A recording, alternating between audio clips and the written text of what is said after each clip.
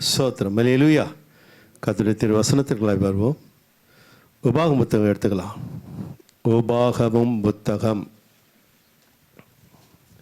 8ஆம் அதிகாரம் 2ஆம் வசனம் 3ஆம் வசனம். கவனிங்க அன்பு பிள்ளைகளே. உன் தேவனாகிய கர்த்தர் உன்னை சிறுமைப்படுத்தும்படிக்கும் தம்முடைய கட்டளைகளை நீ கை கொள்வாயோ கை கொள்ள மாட்டாயோ என்று அவர் உன்னை சோதித்து உன் இருதயத்தில் உள்ளதை நீ அறியும்படிக்கும் உன்னை இந்த 40 வருஷம் அளவும் வனாந்தரத்தில் நடத்தி வந்த எல்லா வழியும் நினைப்பாயாக. அவர் உன்னை சிறுமைப்படுத்தி உன்னை பசியினால் வருத்தி, மனுஷன் அப்பத்தினால் மாத்திரம் அல்ல, கர்த்தருடைய வாயிலிருந்து புறப்படுகிற ஒவ்வொரு வார்த்தையினாலும் பிழைப்பான் என்பதை உனக்கு உணர்த்தும்படிக்கு நீயும் உன் பிதாக்களும் அறியாதிருந்த மன்னாவினால் உன்னை போஷித்தார். ஆமென். அல்லேலூயா. அப்பா பிதாவே, நல்வார்த்தைகளுக்கு ஸ்தோத்திரம். நேற்றும் இன்றும் என்று மாறாத தேவன் நீர் ஒரு எங்களுக்கு எல்லா சத்தியத்தின் ஆண்டவரே விளக்கங்களை எங்களுக்கு போதிக்கும்படியாக கிருபை செய்வீராக. நீர் மாத்திரம் மையப்படும் இயேசு கிறிஸ்து நாமத்தில் பிதாவே. ஆமென். அல்லேலூயா. கவனிங்க, மீண்டும் ஒரு முறை வாசிக்கிறேன், கவனிங்க. உன் தேவனாகிய கர்த்தர் உன்னை சிறுமைப்படுத்தும்படிக்கும் தம்முடைய கட்டளைகளை நீ கை கொள்வாயோ கை கொள்ள மாட்டாயோ என்று அவர் உன்னை சோதித்து. அல்லேலூயா. எதற்கு சோதிக்கிறார்? ஒரு சோதனையை தேவன் நமக்கு அனுமதிக்கிறார் என்றால்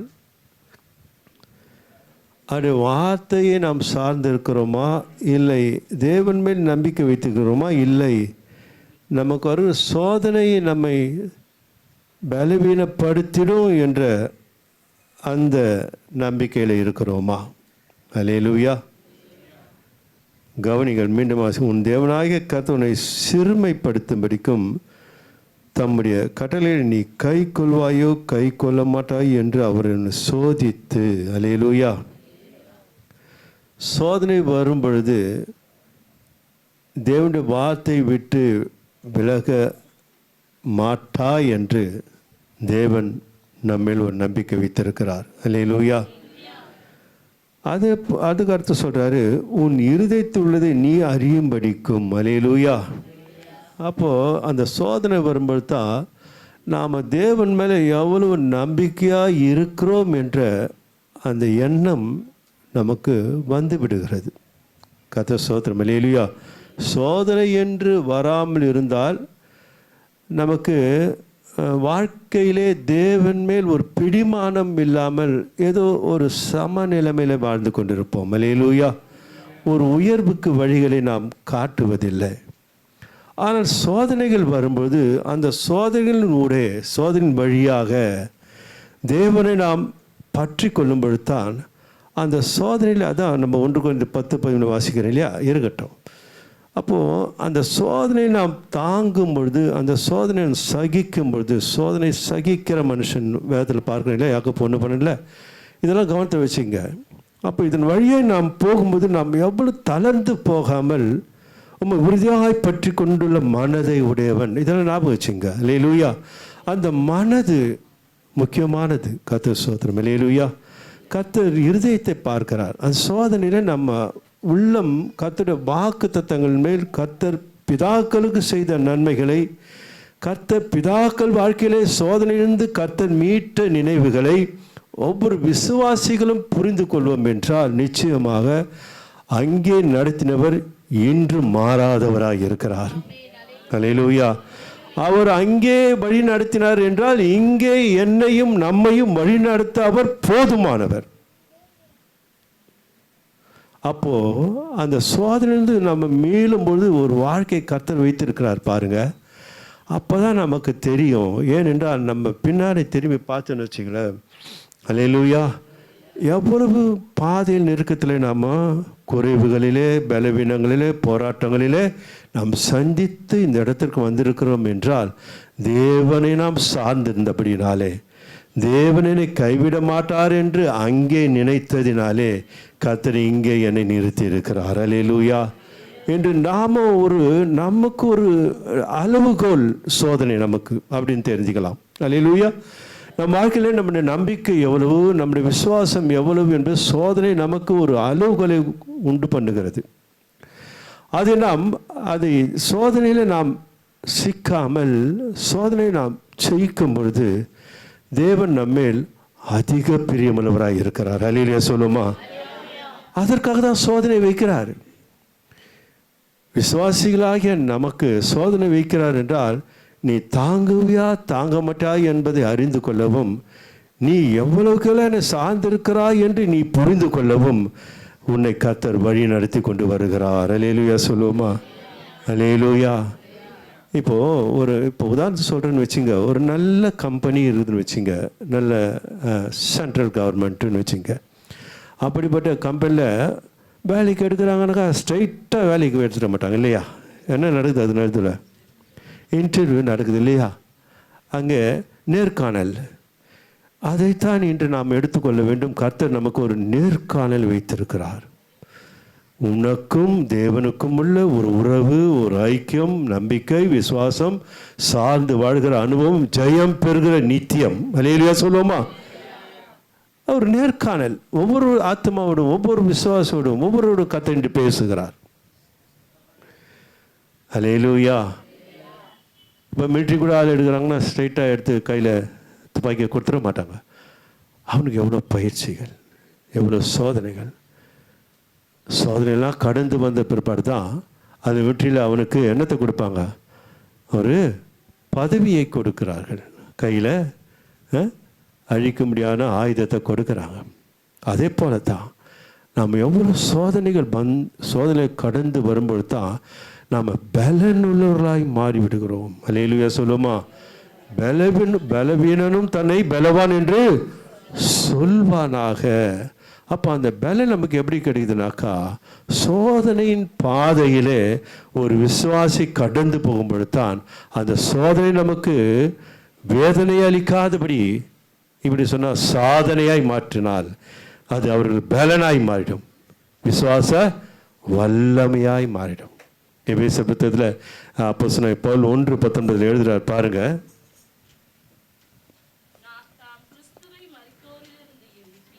தாம் கிறிஸ்துவை மரித்தோரிலிருந்து எழுப்பி அவரிடத்தில் நடப்பித்த தமது பலத்த சத்துவத்தின் வல்லமையின்படியே, அல்லேலூயா, விசுவாசிக்கிறவர்களாகிய நம்மிடத்தில் சபையார் நம்மிடத்தில் காண்பிக்கும் தம்முடைய வல்லமையின் மகா மேன்மையான மகத்துவம் இன்னதென்றும் நீங்கள் அறியும்படிக்கு அவர் உங்களுக்கு பிரகாசமுள்ள மனக்கண்களை கொடுக்க வேண்டும் என்றும் வேண்டிக் கொள்கிறேன். ஜெபம் பண்றாரு. என்னன்னாக்கா, நம்ம சோதனையில் நம்ம மாம்சமாய் வாழ்வோம் என்றால் மாம்ச சிந்தைகள் வந்துடும். அல்லேலூயா சொல்லுவோமா. கர்த்தரையே மறந்துடுவோம். சில வேளையில் ஜபத்தையே மறந்துடுவோம். சில வேளையில் விசுவாசம் காணாமல் போயிடும். சில வேளையில் சபையை கூட இழக்க வேண்டிய சூழ்நிலை வந்துடுது சில பேருக்கு. ஏன்? அது கண்கள் மாம்ச கண்களாய் பார்த்து கொண்டிருக்கிற சோதனையை அவர்கள் தாங்க முடியாமல் அந்த மாம்ச பலவீனமாகப்பட்டது மறுதளிக்கிற ஒரு எண்ணத்தை கொண்டு வந்து விடுகிறது. அதான் ஆண்டவர் சொல்றாரு, கர்த்தர் நல்லவர்,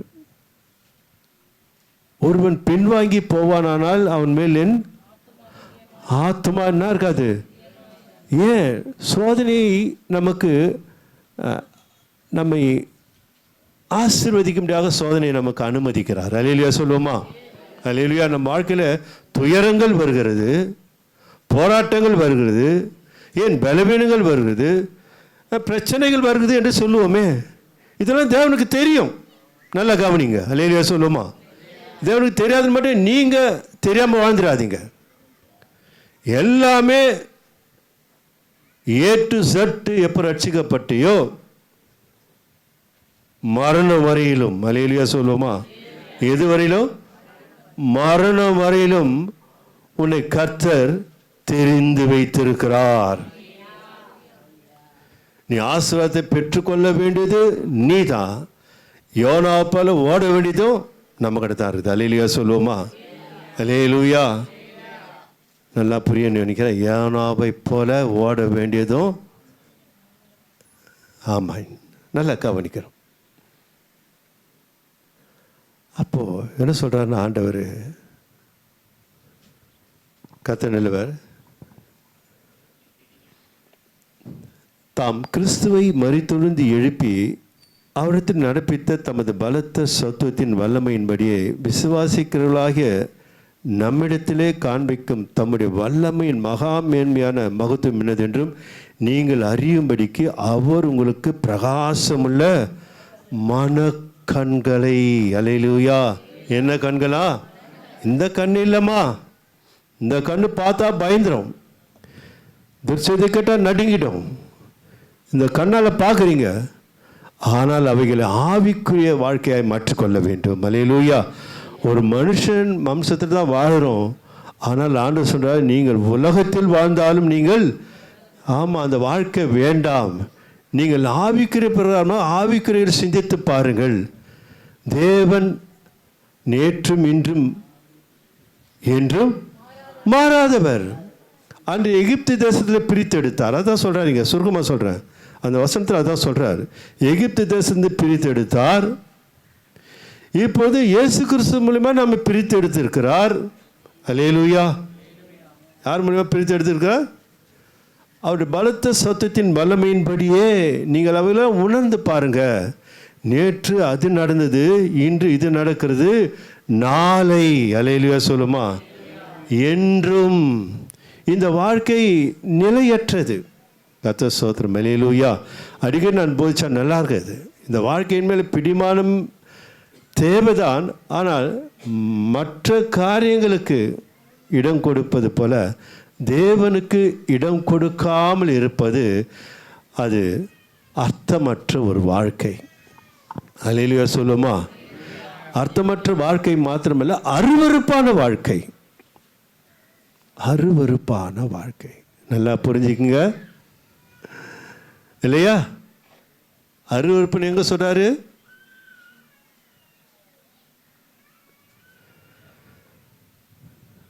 வேதத்தை கேளாதபடி செவியை விலகுண்டிய. ஆமா. அப்போ நம்ம அருவருப்பாய் வாழ்கிற ஒரு வாழ்க்கை தேவனுடைய கண்களுக்கு இல்லாதிருப்பதாக. அல்லேலூயா சொல்லுமா? விலையேற பெற்ற பிள்ளைகளாக, இல்லையா? முடியலையா? கண்டிப்பாக முடியும். உங்கள் ரட்சிப்பு நிறைவேற ஒவ்வொரு நாள் என்ன பண்ணுங்கள்? பிரயாசப்படுங்கள். தேவனுடைய சித்தத்தை செய்து முடிக்க ஒரே நாளில் முடியாது. கொஞ்சம் கொஞ்சமாக ஒரு பொருளை நம்ம அரைக்கிறனாக்க அம்மியில் போட்டோன்னு நைஞ்சிருமா? இல்லை. மயஞ்சிருமா? இல்லை. அதை அரைக்க அரைக்க அரைக்க மனம் மீசும் பாருங்க. அல்லேலூயா சொல்லுமா? அந்த காலத்து மனுஷனுங்க எங்களுக்கு தான் தெரியும் அந்த மனம். இப்போ மிக்சியில் போட்டு எடுக்கலாம், வாசனையே வரல, டர்ன்னு போட்டு எடுக்கிறாங்க. இந்த காலத்தில் வாழ்க்கை அப்படி தான். அப்போவே அற்புதம் நடக்கணும், அப்போவே அதிசயம் நடக்கணும், அப்போவே விடுதலை கிடைக்கணும். கானான் சரி நினச்சிருந்தா என்ன ஆயிருக்கும்? பாராட்டு கிடைச்சிருக்குமா? அல்லேலூயா. வெளியேற பெற்ற பரிசுத்தமுள்ள கண்கள் அவள் மேலே எப்படி பார்த்துதான் மகளே என்று அழைக்கும்படியாக ஒரு ஆனந்த சத்தத்தை அவள் செவிகள் கேட்டு ஆனந்த களிப்படைந்தாலாம். அல்லேலூயா சொல்லுமா? அதனால் எந்த காரியத்தில் நம்ம அவசரப்படாமல் சோதனையை சகிக்கிற மனுஷன் பாக்கியவான். வசனத்தெல்லாம் வாசித்தா நல்லா இருக்கத்த நேரம் இல்லை, அதனால் சுருக்கமாக போய்ட்றேன். அதனால் இந்த மனக்கண்கள் திறக்கப்படணும். இந்த மனக்கண்களை விசுவாச கண்கள்னு சொல்கிறேன். அல்லேலூயா. கர்த்தர் அப்படி யோசித்து பார்க்கணும், கர்த்தர் அவர்களுக்கு செய்தது. அல்லேலூயா. இப்போ நம்ம என்ன பண்ணுறோன்னாக்கா, எப்படி வாழ்கிறோனாக்கா, சில பேர் அவங்க நம்மளை துரோகம் பண்ணிட்டாங்களே, அவங்க நம்மளை திட்டாங்களே, அதையே நினச்சிட்டு இருக்கிற மாதிரி தான் இந்த கண்ணு தான் இருக்குது. இன்னும் நிறைய பேருக்கு எப்படி தேவனுடைய சித்தத்தை நிறைவேற்ற முடியும்? அல்லேலூயா. அந்த விட்டோன்னா தேவையே இல்லை, நமக்கு அது தேவையில்லை, போனது பழசு.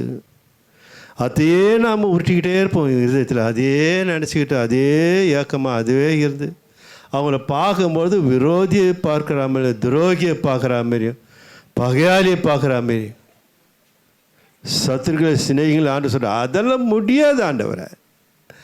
நீங்கள் சொல்லிட்டா நாங்கள் கேட்கணுமா? கர்த்தர் நல்லவர். அல்லேலூயா. சொல்லுமா. நிறைய பேர் அப்படி தானே வாழ்கிறாங்க. அப்போ என்ன அர்த்தம்? தேவன் ஏதோ செய்ய விரும்புகிறார் பாரு, உங்களிடத்தில் ஏதோ ஒரு தாளந்தை கொடுக்க பார்க்குறாரு, ஏதோ கிருபைகளை வாரி வழங்க தேவன் பிரியமுள்ளவராய் செய்ய விரும்புகிறாரு. ஆனால் நம்முடைய மாம்ச கண்கள் ஆகப்பட்டது தேவனுடைய சித்தத்தை நிறைவேற்ற முடியாமல் தடையாய் நாமளே ஒரு வேலியை அமைத்துக் கொள்கிறோம். அல்லேலூயா. மனக்கண்கள் பிரகாசமாக இருக்கணும். அதோட சொல்கிறார், சங்கீதக்காரர் சொல்கிறார், அருமையாக சொல்கிறார், 119ஆம் அதிகாரத்தில். கர்த்தர் ஸ்தோத்திரம். இல்லை 136 139 வரலாம். 16ஆம் வசனத்தை வாசிக்கிறார். சொர்க்கசுரமாந்திர. அல்லேலூயா. சொல்லுவோமா? ஆண்டவர் ஸ்தோத்திரம். கர்த்தர் நல்லவர். நான் எடுத்துக்கிறேன். நல்லவர், அவருக்கு துதி கன மகிமை உண்டாகட்டும். இந்த மாதிரி ஒரு வாழ்க்கை வாழ்ந்துட்டோம்னாக்கா நம்ம உலகத்தை ஜெயித்துட்டோம். அல்லேலூயா. சொல்லுமா?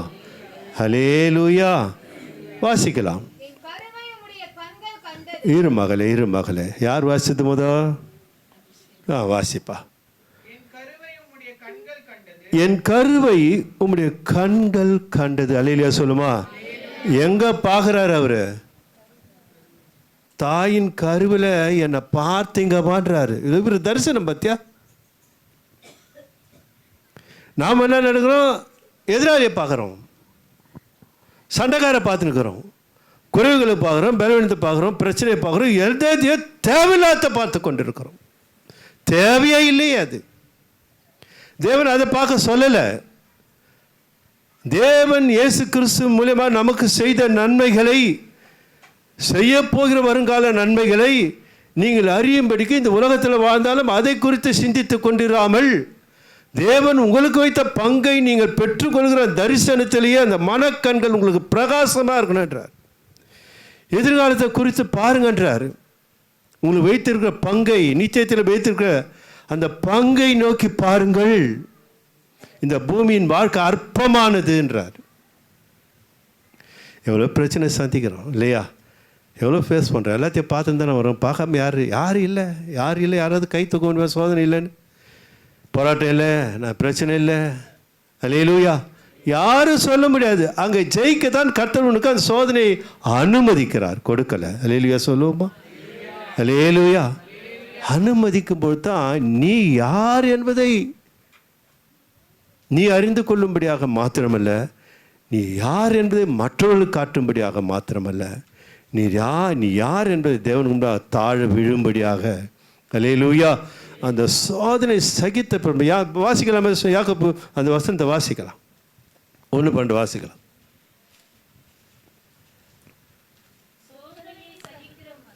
சோதனையை சகிக்கிற மனுஷன் பாக்கியவான். என்னவா அவங்க? யார் அவங்க? ஆமாம், ஓடிட்டாக்கா இந்த சோதனை என்ன இது எனக்கு மாத்திரம் இப்படி நடக்குத. நிறைய பேர் விசுவாசிகள் சொல்லி இருப்பதை நான் கேள்விப்பட்டிருக்கேன். எனக்கு மாத்திரம் என் வாழ்க்கையில் மாத்திரம் இப்படி. அல்லேலூயா. கர்த்தர் நல்லவர், கொடுக்குறவர் அவர் தான். சோத்திரம். அல்லேலூயா. என்ன சொல்றாரு? சொல்லுவார் பாருங்க.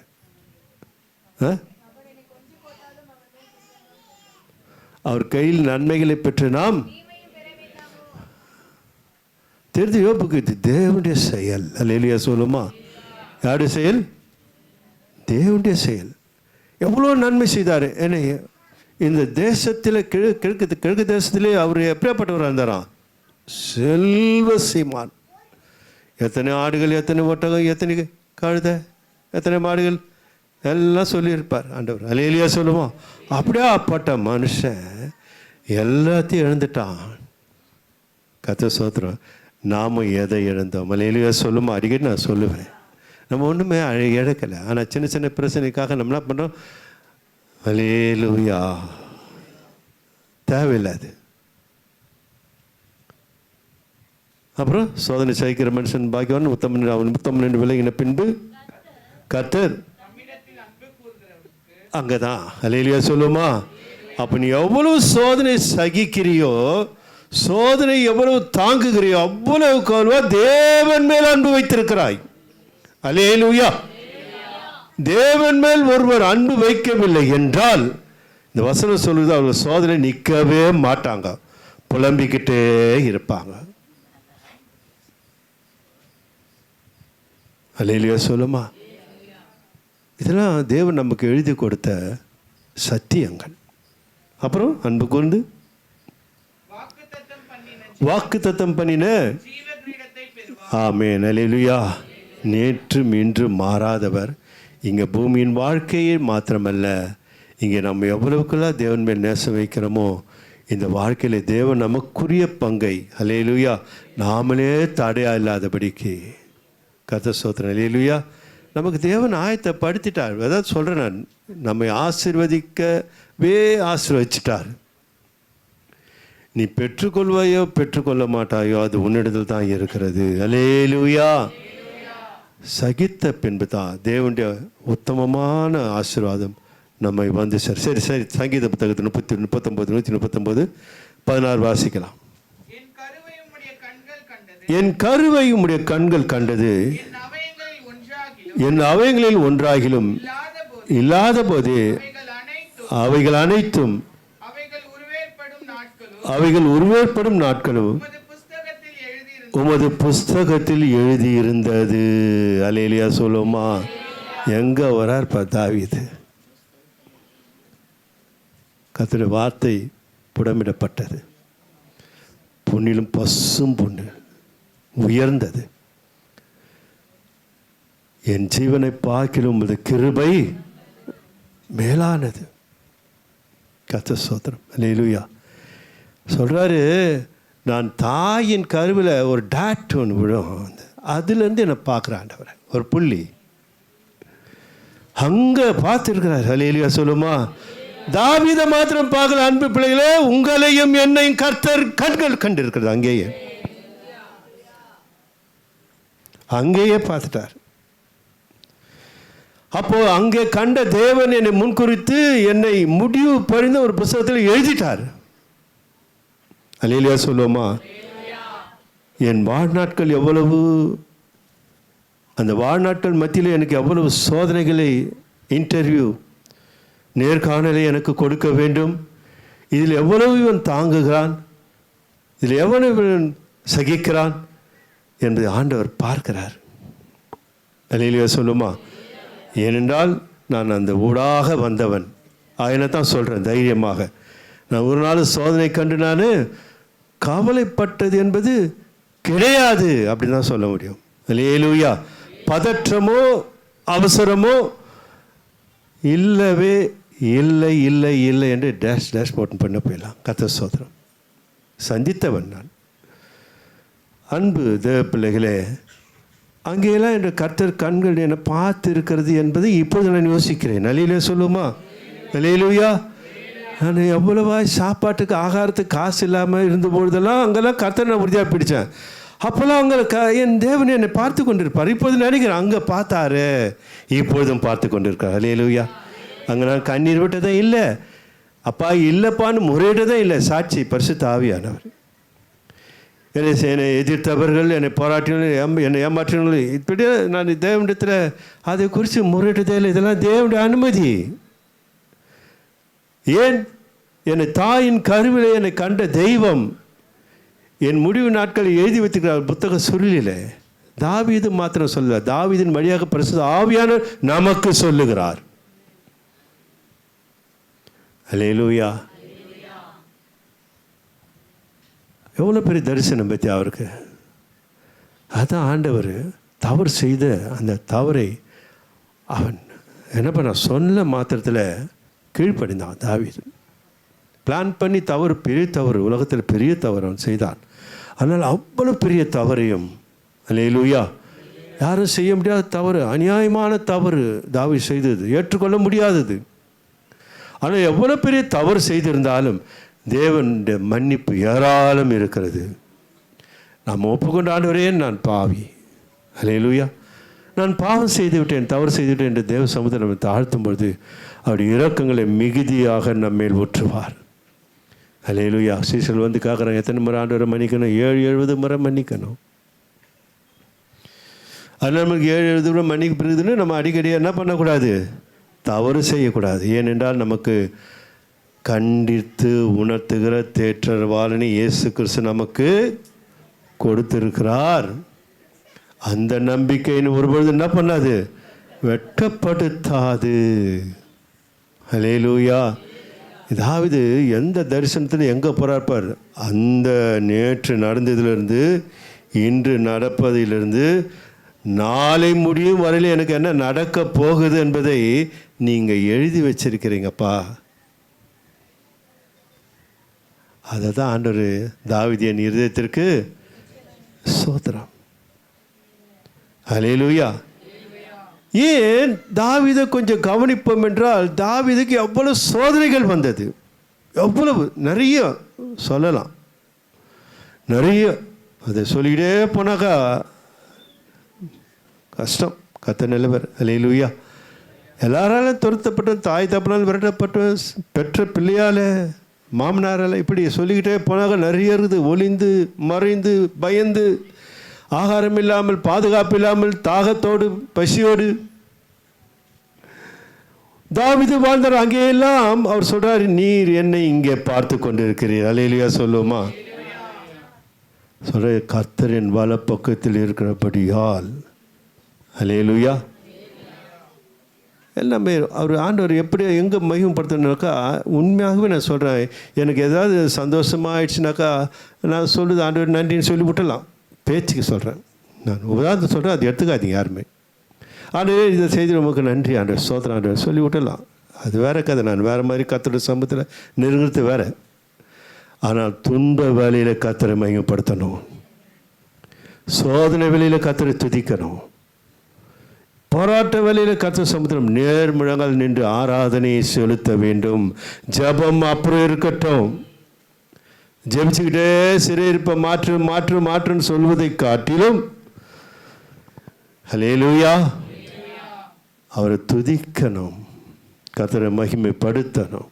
அதைத்தான் தேவன் அதிகமாய் அதிகமாய் விரும்புகிறார் அந்த சோதனை வேலையில். அல்லேலூயா, அல்லேலூயா. அதுதான் தாவீது இப்படி. நம்ம ஏன்னாக்கா என்ன சொல்லுவார்னாக்கா, இப்போது தாவீது வாழ்க்கையில் இவ்வளோ சோதனைகள் வந்தது ஏன் என்றால், சவுலின் வாழ்க்கையில் நடந்தது கொஞ்சம் யோசித்து பார்க்கணும். 1 சாமுவேல் புத்தகம், கர்த்தர் ஸ்தோத்திரம், 15ஆம் அதிகாரத்துக்கு வருவோம்.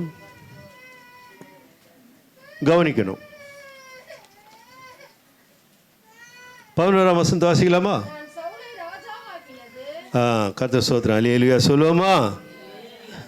யார் சொல்றது? இது தேவனாகிய கர்த்தர் சொல்லுகிறார். வாசிக்கலாம். நான் சவுலை ராஜாவாக்கினது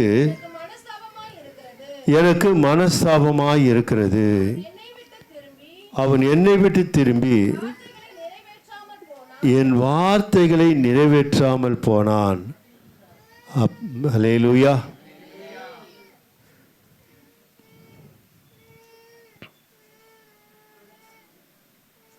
அப்பொழுது ஸ்தோத்திரம், அல்லேலூயா, சாமுவேல் மனம் நொந்து முழுதும் கர்த்தரை நோக்கி கூப்பிட்டான். இதான் ரொம்ப முக்கியமானது.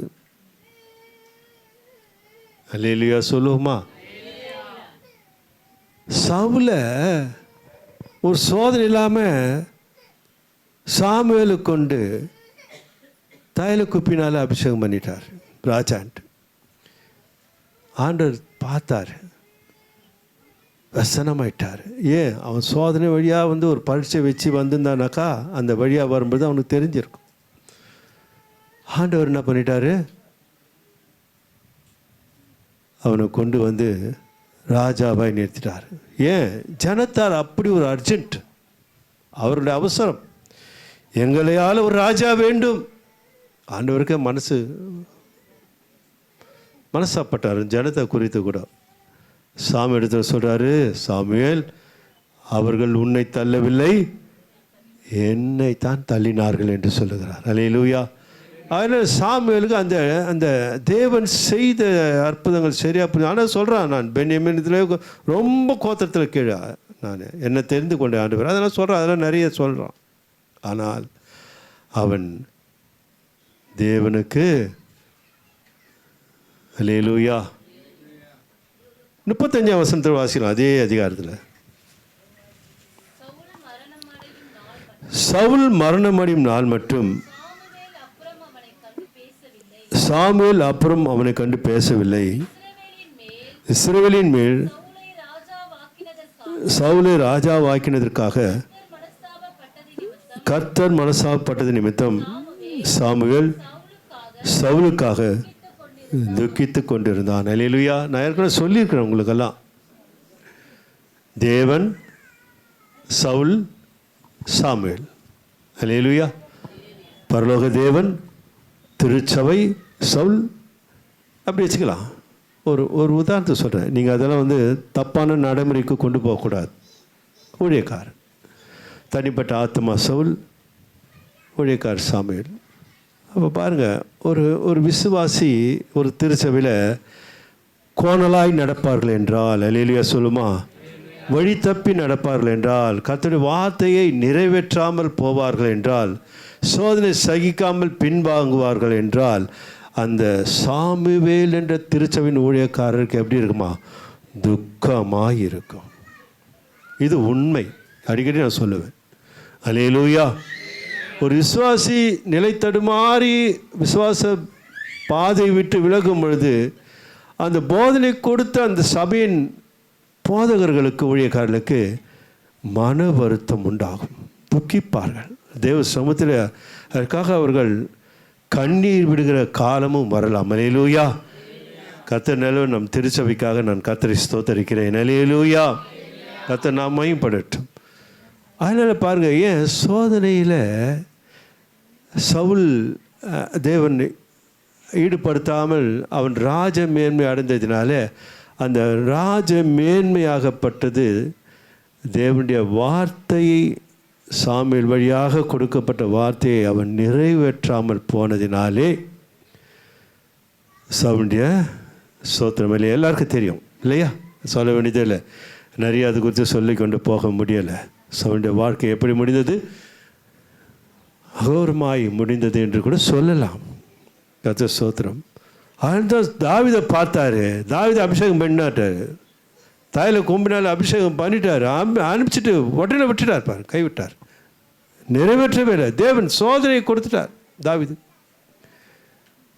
அல்லேலூயா. தவறு செய்யும்போது உணர்றான், நான் ஒன்றுமே இல்லை, நான் என் தாய் தகவல் வெறுத்துட்டாங்க, சொந்த பந்தெல்லாம் வெறுத்துடுச்சு, என் ராஜாவை கொண்டு இருந்தால் இந்த திமிராட்டம் ஆடினேன். அல்லேலூயா. சாமுவேல் உணர்த்தும் பொழுது, நான் தான் உணர்த்தும் பொழுது சோத்திரமேலே கதறார். அபிஷேகம் போய்டும் என்னை விட்டு. அல்லேலூயா. நல்லா தெரியும் உங்களுக்கெல்லாம், சிங்காசனம் போனாலும் பரவாயில்ல எனக்கு, ராஜ கம்பீர கிரீடம் போனாலும் பரவாயில்ல எனக்கு, தேவன் என் மேல் வைத்த அபிஷேகத்தை என்ன பண்ணது? சாமுவேல் எனக்கு கொடுத்தார் அபிஷேகம், அதை மறக்கவே மாட்டேன், அது என்னை விட்டு போகக்கூடாது. மண்டிட்டு கதறி அழுகிறான், கர்த்தர் மன்னிக்கிறார் பாருங்க அவனை. அல்லேலூயா. ஆமாம், ஒரு தவறை ஒருத்தர் உணர்த்தும் பொழுது அதை மனம் திரும்பி மனமோந்து ஏற்றுக்கொண்டு அந்த தவறிலிருந்து வெளியே வருவதுதான் உத்தம வாழ்க்கை. நம்ம எதிர்த்து பேசவோ, என் தவறு நான் செய்துட்டேன், அல்லேலூயா சொல்லுமா, ஒரு தவறை நான் செய்து விட்டேன் என்றால் எனக்கு அதை சுற்றி காண்பிக்கும் பொழுது அதை நான் மாற்றிக்கொள்வதுதான் சிறந்த பக்தியுள்ள தேவ பிள்ளை. அதை மாற்றிக்கொள்ளாத பட்சத்தில் நான் எங்கேயோ மாம்சத்தில் நான் தடுமாறி கொண்டிருக்கிறேன். தடுமாறி கொண்டிருக்கிற அப்படின்னாலே மனக்கண்கள் திறக்கப்படாமல் மங்கி இருக்கிறது. அல்லேலூயா. மனக்கண்கள் திறக்கப்படும். உனக்கு வைத்த ஆசீர்வாதம் பார்க்கணும் தவிர இப்போ இருக்கிற பாடுகளை பார்க்காதீங்க. இப்போ இருக்கிற சோதனைகளை நீங்கள் பெருசுப்படுத்தாதீங்க. கர்த்தர் உங்களுக்கு என்ன வைத்திருக்கிறார் என்பதை நீங்கள் அறிந்து கொள்ளும்படியாக தான் இந்த வானிலை கர்த்தர் பேசுகிறார். இதையே சிந்தித்து இதையே கவலைப்பட்டு இதற்காக கண்ணீர் விட்டு நேரத்தை செலவழிப்பது வீணான காலங்கள். ஹல்லேலூயா. தான் பின்னாட்களில் சங்கீதக்காரன் எழுதுகிறாரு 119 71 72 71 வாசி 70 வாசிமா பார்க்கலாம். அவர்கள் இருதயம்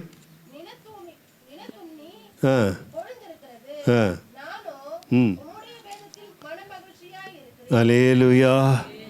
யாரை சொல்கிறாரு? மாம்சத்தில் வாழ்கிறவர்களை குறித்து சொல்கிறாரு. அவர்கள் இருதயம் அப்படி இருக்குது, பாரப்பட்டு கொண்டு. நானோ இப்படி வேதத்தில். ஆமாம், நான் அடிக்கடி சொல்லுவேன், நாம் ஜெபிக்கிறோம், நாம் ஆண்டவரத்தில் பேசுகிறோம், யார் கூடலாம் கர்த்தர் பேசியிருக்கிறார். நான் சொல்கிறது புரியுன்னு நினைக்கிறேன். யாரெல்லாம் பைபிள் வாசிக்கிறீங்கன்னு கேட்குறேன். கிறிஸ்தவர்கள் என்று இருக்கிறீங்க. அப்போ மனக்கண்கள் இன்னும் திறக்கப்படாத அனுபவத்தில் வாழ்ந்து கொண்டு இருக்கிறீர்கள்.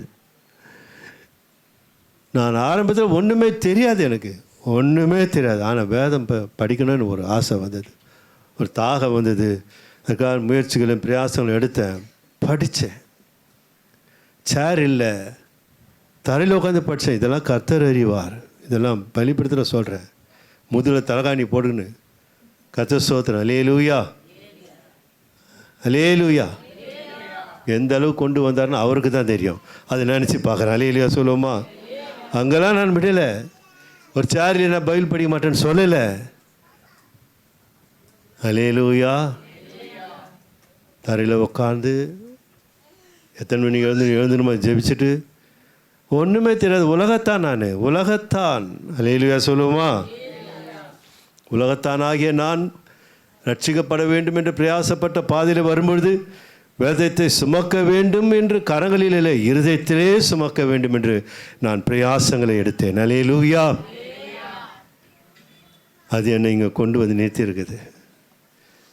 நான் எந்த பைபிள் ஸ்டடிக்கு நான் எங்கேயும் போனது கிடையாது. கர்த்தர் மற்றவர்கள் டீச் பண்ணுற அளவுக்கு. அல்லேலூயா. அவருடைய கிருபை, அவருக்கு மகிமை உண்டாகட்டும். கர்த்தர் நிலவர். ஏன் பேசணும்? உங்களோட பேசணும், ஆண்டவர் பேசணும். இது என்னென்னா பைபிள் வேர்ட் தான். அது பேசுகிற ஒரு சம்பவம் தான் பைபிள். கர்த்தர் உங்களோட பேசுகிற காரியம் தான் பைபிள். நாமளே பேசிட்டு இருந்தா, நாமளே ஜெபிச்சிருந்தா, நாமளே கேட்டுக்கொண்டிருந்தா அவர் சொல்கிறது நாம் கேட்கணும். அப்போ எங்கே போகணும்? பைபிள் வாசகத்திற்குள்ளாய் போக வேண்டும். நீங்கள் பைபிள் வாசிக்கணும். அல்லேலூயா. அதுதான் மன மகிழ்ச்சியை கொடுக்கிறது. அதான் எழுதுறாரு, 71 எழுதுறாரு பாருங்கள். கர்த்தர் ஸ்தோத்திரம். அல்லேலூயா. நான் உபத்திரப்பட்டது எனக்கு நல்லது, அதனால் நீர் எனக்கு வைத்த ஆசீர்வாதங்களை தெரிந்து கொண்டேன். நான் உபத்திரத்தில் வந்தவன் தானே நான். அல்லேலூயா. கர்த்தரை மையப்படுத்துகிறேன், இப்போவும் மையப்படுத்தி கொண்டு தான் இருக்கிறேன். கர்த்தர் நல்லவர். அல்லேலூயா. சரி, இப்படி தேவன் ஆண்டவர் தாவீதை நடத்திட்டு வரார் சோதனையில். அவன் எப்படி தளர்ந்த வயதில் கூட அந்த பதவியை சாலமோன் கொடுக்கும் வரையிலும் அவன் ராஜாவாக இருந்தான். அல்லேலூயா சொல்லுவோமா? அல்லேலூயா. அவன் சிங்காசனத்தை ஒருவரும் பறிக்க முடியவே இல்லை. பார், எவ்வளோ படைகள், எவ்வளோ போர் பித்தங்கள், எல்லாவற்றையும் கர்த்தர் அவனோடு இருந்தபடினால் அவன் நாளுக்கு நாள் என்ன ஆயிட்டானா?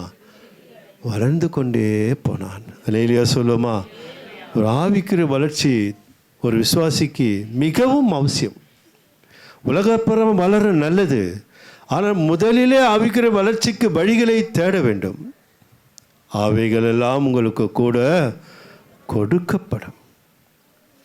நான் சுருக்கமாக மோசே என்ற மனுஷன் எகிப்தில் தேசத்தை இஸ்ரேலை பிரித்து வரும்போது தான் அந்த சத்தியம் குறித்து நான் உபாகம் 8ஆம் அதிகாரத்தில் பார்த்தோம். அவர் சொல்லுவதை நாம் கவனிப்போமா? என்னாகும் புத்தகம் 11ஆம் அதிகாரம் 12ஆம் வசனம் மாற்ற வாசிக்கலாம். இவருடைய பிதாக்களுக்கு, ஆமாம் கரெக்டாக, இவருடைய பிதாக்களுக்கு நானே ஆணையிட்டு கொடுத்த தேசத்துக்கு இனி இவர்களை முளையுண்கிற பாலகனை தகப்பன் சுமந்து கொண்டு போவது போல உன் மார்பிலே அணைத்து கொண்டு போய் என்று நீர் என்னோடு சொல்லும்படி இந்த ஜனங்கள் எல்லாம் கர்ப்பம் தரித்தேனோ, இவர்களை பெற்றது நானோ. ஏன் அடுத்த வசனத்தை வாசிக்கலாமா? இந்த ஜனங்கள் எல்லாருக்கும் கொடுக்கிறதுக்கு எனக்கு இறைச்சி எங்கேருந்து வரும், எனக்கு இறைச்சி கொடு என்று என்னை பார்த்து அழுகிறார்களே, இந்த ஜனங்கள் எல்லாரையும் நான் ஒருவனாய் தாங்கக்கூடாது, எனக்கு இது மிஞ்சின பாரமாய் இருக்கிறது. அல்லேலூயா. மோசே எவ்வளோ சோதனைகள் சகித்தார். எகிப்து தேசத்து 20 லட்சத்திற்கு மேலாக மக்களை வழிநடத்தும்படியாக மோசையை தேவன் தெரிந்து கொண்டார். அல்லேலூயா சொல்லுவோமா? தாயின் வயிற்றிலே மோசை தெரிந்து கொண்டார். அங்கே ராஜ வாழ்க்கை வாழ்ந்து அங்கே இருந்து அவரை பிரித்தெடுத்து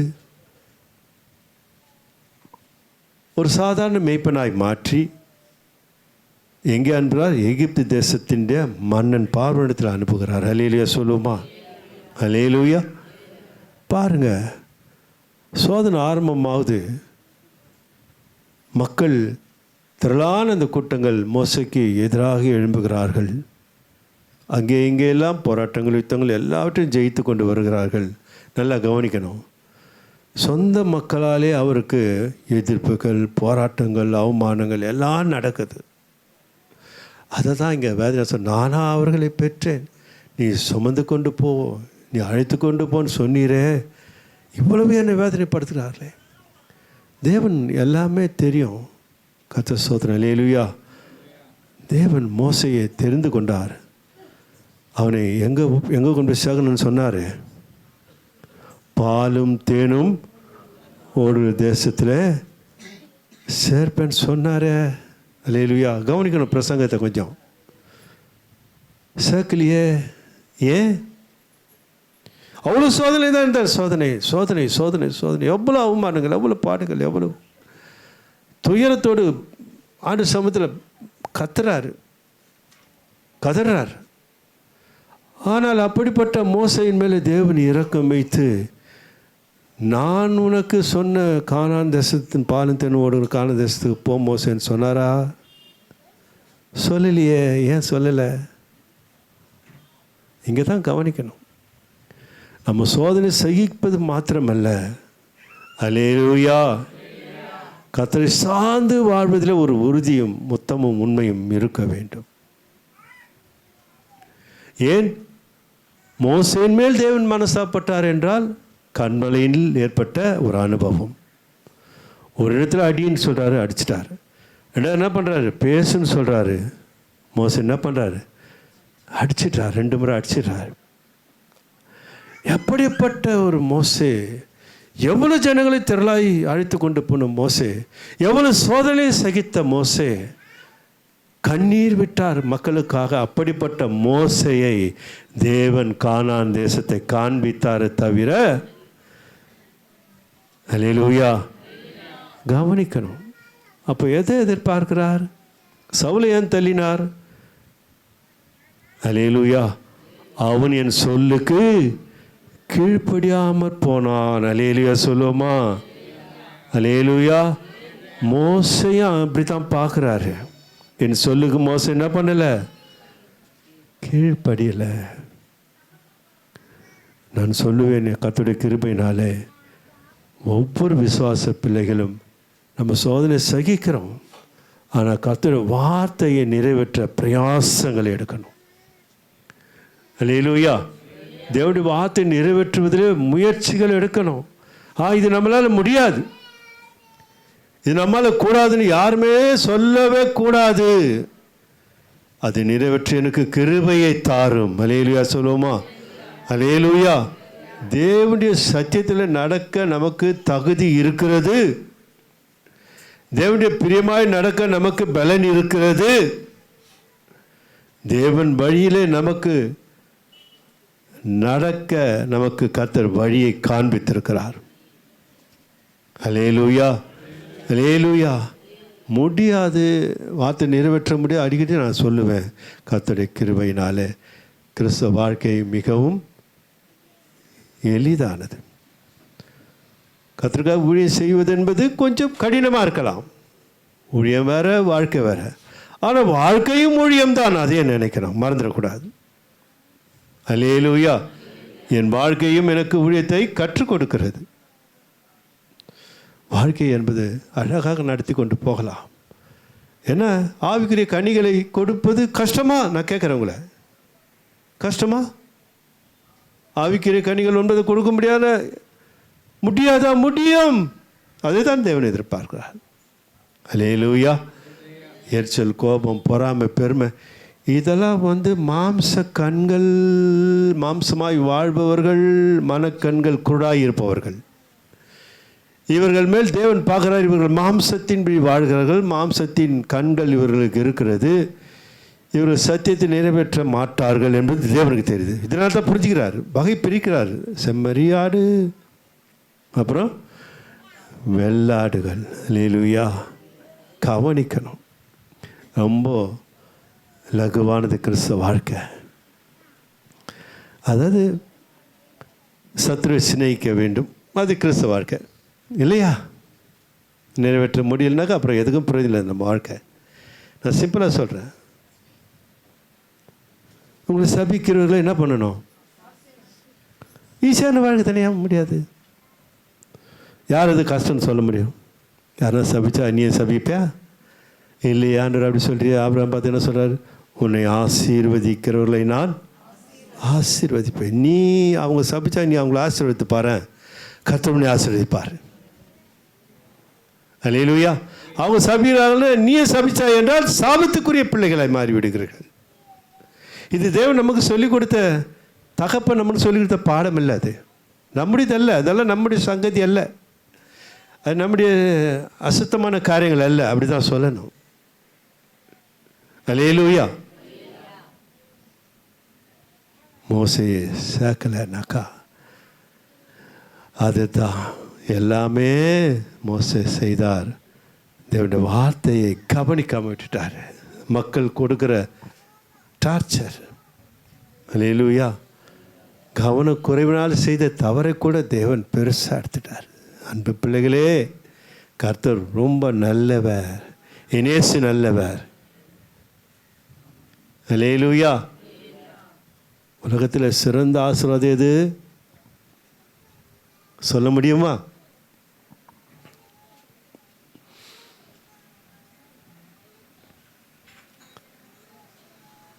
எபேசியர் புத்தகத்துக்கு வரலாம், அது வாசித்து கர்த்தர் ஸ்தோத்திரம். சரி, அது நேரம் போல. ஆதியாகமம் புத்தகம் 22. கர்த்தர் ஸ்தோத்திரம். நிறைய சொல்ல வேண்டியது இருந்தாலும் இப்போ நேரம் இல்லை, போயிட்டே இருக்குது. 15 வாசிக்கலாமா? கர்த்தருடைய தூதனானவர் இரண்டாந்தரம் வானத்திலிருந்து ஆபிரகாமை கூப்பிட்டு, நீ உன் புத்திரன் என்றும் உன் ஏகசுதன் என்றும் பாராமல் அவனை ஒப்பு கொடுத்து, அல்லேலூயா, இந்த காரியத்தை செய்தபடியா. பெரிய சம்பவம் ஆபிரகாம் வாழ்க்கையில், யாரால செய்ய முடியாது. நான் ஏன் கோடிட்டு பரிசுத்தவான்களை காட்டி கொண்டு வருகிறேன்னா நம்ம வாழ்க்கையெல்லாம் ஒன்றுமே இல்லைன்னு தான் சொல்லிட்டு வரேன். அதை தான் புரிஞ்சுக்கணுன்ற சபை. நம்ம வாழ்க்கையில் நடக்கிற சம்பவங்கள், சோதனைகள், எதிர்ப்புகள், குறைவுகள், பலவீனங்கள் ஒன்றுமே இல்லை, ஜீரோ பரிசுத்தவான்களுக்கு முன்பாக. நாம் என்ன பண்ணுறோம், அதை ஊதி பெருசாக ஆக்கிறோம் இல்லையா? நம்மளே போய் சொல்கிறது எல்லார்கிட்டையும், எனக்கு இப்படி ஆயிடுச்சு சொல்லும்போது கூட பாரு, அப்படியோ கர்த்தர் ஸ்தோத்திரம். அல்லேலூயா. முகலாம் பயங்கரமாக அப்படியே ஒரு ஆக்டிங் தேவையில்லை, அது கர்த்தர் ஸ்தோத்திரம். அல்லேலூயா. அதனால் ஆபிரகாம் எவ்வளோ பெரிய காரியத்தை, இழக்க முடியாத காரியத்தை இழந்தார். வாசிக்கலாம். நான் உன்னை ஆசீர்வதிக்கவே ஆசீர்வதித்து உன் சந்ததி வானத்து நட்சத்திரங்களைப் போலவும் கடற்கரை மணலத்தனை போலவும் பெருகவே பெருக பண்ணுவேன் என்றும் உன் சந்ததியார் தங்கள் சத்துருக்களின் வாசல்களை சுதந்திரித்துக் கொள்வார்கள் என்றும். ஆமென். அல்லேலூயா சொல்லுவோமா? எங்க வரார் பத்தியா? நல்லா கவனிக்கணும் சத்தியத்தை. ஆபிரகாமுக்கு எவ்வளோ சோதனைகள், சாராளுக்கு ஏற்பட்ட அனுபவத்தை நமக்கு சொல்ல இன்னும் விவரம் போதாது. ஆபிரகாமுக்கு அப்படிப்பட்ட சோதனைகள் 25 வருடமாக வாக்குத்தத்தம் கொடுத்து, அதுக்கு முந்தைய எத்தனை வருஷங்கள் ஒரு புத்திர பாக்கியம் இல்லாத. அல்லேலூயா. எவ்வளோ போராட்டங்கள் லோத்தோடு அமலேற்குடைய எவ்வளோ போராட்டங்கள். கர்த்தர் ஸ்தோத்திரம். அல்லேலூயா. எல்லா போராட்டங்களையும் சோதனைகளும் என்ன இது ஆண்டவரே. அல்லேலூயா. நீ போன்னு சொல்லிட்ட, வந்துட்டேன், என்ன இது எனக்கு சோதனை. அல்லேலூயா. என்னை பிரிச்சுட்டீங்க அங்கேருந்து, எங்கள் அப்பா அம்மாவோட இருந்தேன், நல்ல வசதியாக இருந்தேன். உன் ஜனத்தை விட்டு போ, உன் வீட்டை விட்டு போ, நான் சொல்ல தேசத்துக்கு போன்னு என்னை அனுப்பிச்சிட்டீங்க. இங்கே வந்தால் எனக்கு இவ்வளோ போராட்டம், இவ்வளோ சண்டை, பிரச்சனை, பலவீனம், எதிர்ப்புகள். அல்லேலூயா. கர்த்தர் நல்லவர், அவர் கிருபை என்றும் உள்ளது. எதுவுமே கேட்கலை. அதான் சொல்கிறாரு, நீ என் சொல்லுக்கு இவ்வளோ சோதனைகள் இருந்து எதை தான் நிறைவேற்ற வரணும். நம்ம வாழ்க்கையில் சோதனை இருக்குது, சோதனை ஜெயிச்சிட்டா போதும். ஆனால் தேவனுடைய வார்த்தைக்கு நாம் கீழ்ப்படியும் பொழுது தான் சோதனை நாம் வெல்ல முடியும். அல்லேலூயா. தேவனுடைய வார்த்தை நிறைவேற்றுவதற்கு ஒரு தாகமுள்ள ஒரு வாழ்க்கை, நீ என் சொல்லுக்கு கீழ்ப்படிந்தபடியினால். அங்கே தான் அதான் 8ஆம் அதிகாரம், உபாகம் 8ஆம் அதிகாரத்தை நாம் வாசிக்கிறோம்.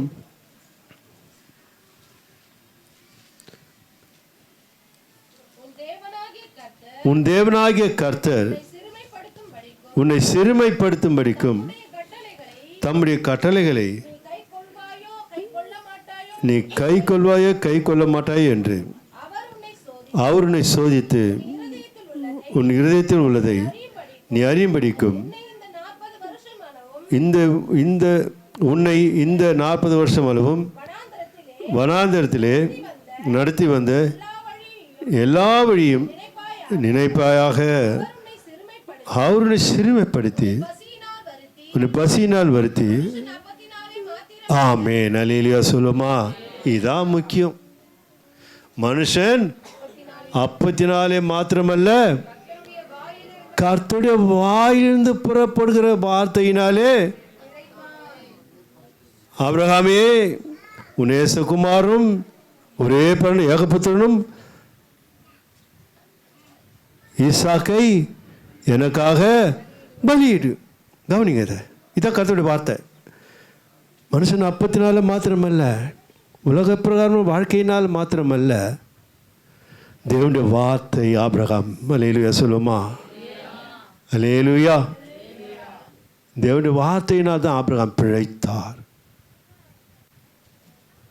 கீழ்ப்படிந்தார். அதாவது என் சொல்லுக்கு கீழ்ப்படிந்தபடியினால், அதான் தேவனுடைய வார்த்தை.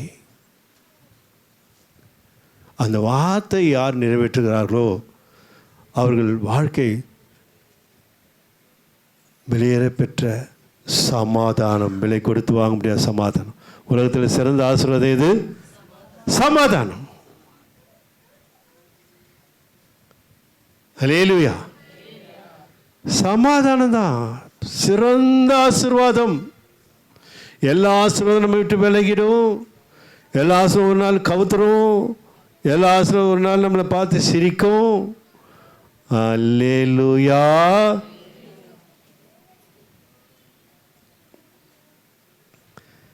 அப்படி சிரிச்சா ஏமாத்திட்டா எது உன்னை தாங்கன்னா கர்த்தர் உனக்குள்ளே கொடுத்த தேவ சமாதானம். அல்லேலூயா சொல்லுமா? அல்லேலூயா. சமாதானத்தை தேடும் வழிகள் நீ என் சொல்லுக்கு கீழ்ப்படிந்தபடியினால். இதான் தேவ வார்த்தை. மனுஷன் அப்பத்தினாலும் மாத்திரமல்ல, தன்னுடைய எல்லா திறமையினாலும் அறிவினாலும் புத்தினாலும் செல்வத்தினாலும் அதில் மாத்திரமல்ல அவன் பிழைக்கிற காரியங்கள். தேவனுடைய வாயிலிருந்து புறப்படுகிற ஒவ்வொரு வார்த்தையினாலும் அவன் பிழைப்பான். ஆபிரகாம் சொன்ன வார்த்தைகளான் தேவனுடைய வார்த்தை. அதில் ஆபிரகாம் பிழைத்தார். இப்போது நமக்கு விசுவாச தந்தையாய் மாறிவிட்டார். அல்லேலூயா சொல்லுமா? அன்பு பிள்ளைகளே, வாவும் சொல்லப்பட்ட வார்த்தை 8:2-3 வாசிச்சு என்னத்துனாக்கா அவர் சொல்றது கவனிக்கணும், கீழ்ப்படியணும். அதுதான் சோதனை கொடுக்குறார். சோதனை எனக்கு தான் வந்துடுச்சு, யாரும் சொல்லாதீங்க மட்டும். எனக்கு தான் இந்த சோதனைன்னு யாரும் சொல்லவே கூடாது நம்ம திருச்சபையில். அது என்ன வந்தாலும் சரி சரி. ஒரு வசனத்தை நம்ம ஏன்னா ஆராதனை வாசித்தா ஒன்றுக்கு வந்து 10-15 நேரம் வாசித்து ஜெபம் பண்ணிடலாம். மனுஷருக்கு நேரிடுகிற சோதனை அல்லாமல் வேறு சோதனை உங்களுக்கு நேரிடவில்லை. தேவன் உண்மையுள்ளவராய் இருக்கிறார். அவர் திராணிக்கு மேலாக நீங்கள் சோதிக்கப்படுவதற்கு அவர் இடம் கொடாமல் சோதனையில் தாங்கத்தக்கதாக சோதனையோடு கூட அதை தப்பித்து கொள்ள முடியாத வழியும் கர்த்தரே உண்டாக்குறார். கரங்களை தட்டி கர்த்தரை மையப்படுத்துவோமா? அல்லேலூயா. நீங்கள் அவ்வளவு சோதனை இருந்தாலும் ஆனும் சித்தமானது என் வாழ்க்கையில் இல்லைப்பா, உங்கள் சித்தப்படியே நடத்துங்கன்னு கரத்தை உயர்த்தி நீங்கள் ஜெபத்தில் சொல்லி பாருங்களேன். அல்லேலூயா. என்ன சோதனை ஆகட்டும், உங்கள் சித்தம் இல்லாமல் என் வாழ்க்கையில் இல்லைப்பா சொல்லி பாருங்க. கர்த்தர் வழிகளை காட்டுவார். அல்லேலூயா. மாற்றுவார் வாழ்க்கையை. உங்கள் வாழ்க்கையை கர்த்தர் அவருக்கு பிரியமான வழியில் நீ இருக்கிறபடினாலே கர்த்தர் தம் பிரியமான பாதையை காட்டுவார். அங்கே நீங்கள் சந்தோஷமாக தேவ சமாதானத்தோடு வாழ்வீர்கள். கர்த்தர் உங்களை ஆசீர்வதிப்பாராக. ஆமென். அல்லேலூயா. அன்பான பிதாவே, ஆசீர்வதிக்கப்பட்ட காலையில் பரிசுத்த நாளின் ஆராதனையில் நீர் மகிமைப்பட்ட உங்களுடைய வார்த்தைக்காய் ஸ்தோத்திரம். அப்படியே எங்கள் வாழ்க்கையிலே நீர் இருக்கிறீர் என்பதை வெளிப்படுத்த திருவசனங்களை கொடுத்தபடியால் உமக்கு ஸ்தோத்திரம். நீர் மாத்திரம் மகிமைப்படுவீராக. எங்களை தாழ்த்தி சார்ந்து வாழ்கிறோம். இயேசு கிறிஸ்து நாமத்தில் பிதாவே, ஆமென்.